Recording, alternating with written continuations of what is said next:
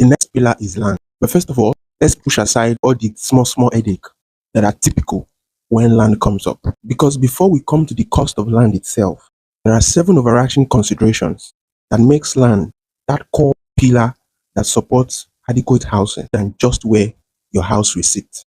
For you to understand how important these 7 considerations are, just bring to mind or Google the shocking numbers of public housing that the people have abandoned. These considerations are so important that they make up the UN's housing rights to live in peace, security, and dignity. The first is security of tenant. The focus here is to ensure that title ownership and documentation is well laid out to protect owners and occupants from unwanted eviction, whether they are renting or whether they own the property. Number 2, availability of basic living amenities and connected infrastructure network.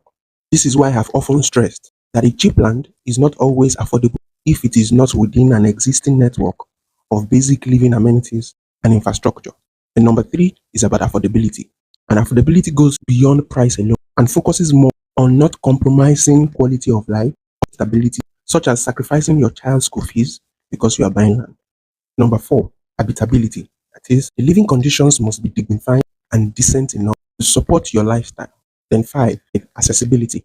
This is different from connection to road network to infrastructure in the sense that this covers the issues of safety, security, and well-being. Does the land constitute an health hazard, or how close or how far away is it for emergency, health, and security services? The number 6 is location. And the most important thing that location should offer you is the access to opportunity. How far or how close does it bring you to social or economic opportunities?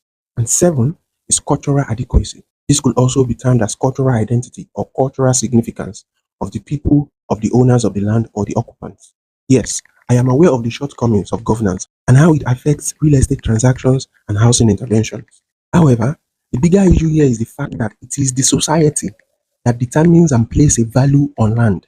Yet, that same society that places the value on the land cannot capture the full benefits or the full value of same land when it's needed.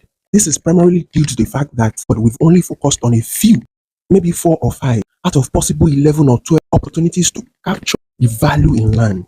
Let's bring it on. What most of us are familiar with is land banking, land sales or lease, communal land trust, and maybe land value tax. In fairness, I also acknowledge the fact that these are the low-hanging fruit that are easy and quick to yield a return.